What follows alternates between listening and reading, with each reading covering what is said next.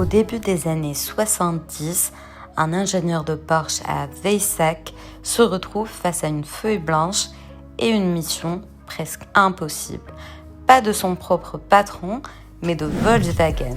Le projet EA 425 devait créer un Sportwagen qui renversait toutes les conventions, moteur à l'avant au lieu de l'arrière, refroidi par eau au lieu de l'air, utilisant des pièces Volkswagen au lieu de celles de Zuffenhausen, une Porsche qui n'était pas censée devenir Porsche, mais l'histoire prend parfois des tournants inattendus.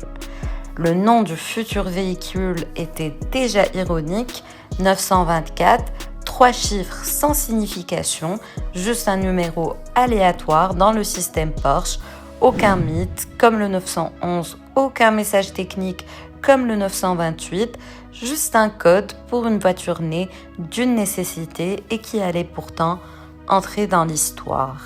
Lancée en 1976, la 924 était une révolution technique, première Porsche à moteur avant et refroidi par eau, reliée par un arbre de transmission de 2 mètres à une boîte arrière, la fameuse architecture transacle.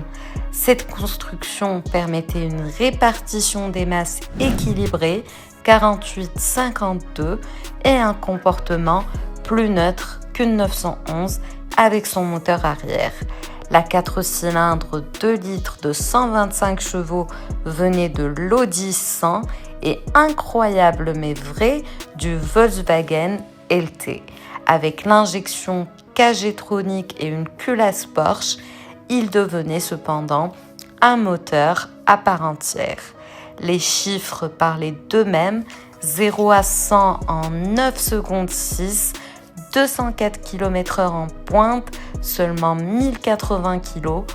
Pour 76, des valeurs respectables, mais pour une Porsche, la concurrence n'était pas en reste. Mercedes avec la SLR 107, BMW avec la 6 coupé, Jaguar avec la XJS, plus de cylindres, plus de puissance, plus de prestige.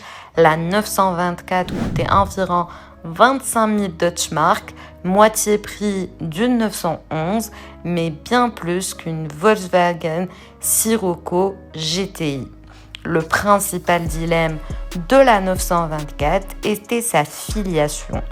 Tout le monde savait, c'était à l'origine un projet Volkswagen, poignée de Golf, jambes de force du Cafer 1303, boîte d'Audi 100, Porsche de ménagère ou Audi Porsche. Les surnoms étaient cruels mais exacts. Le PDG Ernst Fuhrmann disait sans détour « Voilà encore quelque chose pour les jeunes et les dames ». Une phrase impensable aujourd'hui, mais qui résumait parfaitement le dilemme marketing de l'époque. Pourtant, la 924 avait un autre visage, un Eckarsulm. Dans l'usine Ennissu reconvertie, il était construit avec une précision digne d'Audi, carrosserie entièrement galvanisée, finition minutieuse, et là où un conducteur de 911 devait apprendre à piloter sur neige ou glace, la 924 restait stable, neutre, prévisible, sûre, des qualités révolutionnaires pour les années 70, mais pas nécessairement sexy. Les ventes racontaient une autre histoire. Plus de 130 000 exemplaires de la 924 de base furent produits, un chiffre que la 911 pouvait que rêver d'atteindre. En 1977, la 924 fut même la Sportwagen la plus vendue au monde. Aux États-Unis, le marketing fonctionnait.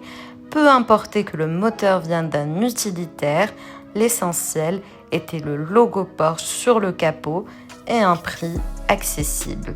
Porsche répondit aux critiques avec des actes. En 1979, arriva la 924 Turbo, 170 chevaux au lieu de 125, contrôle de vitesse pour une vraie expérience sportive, le turbocompresseur triple K propulser le moteur Volkswagen à de nouveaux sommets, 0 à 100 en 7 secondes 8, 225 km/h en pointe, l'allure devenait plus agressive, 4 prises d'air supplémentaires, pneus plus larges, peinture bicolore en option, la Porsche de ménagère se transformait en prédateur.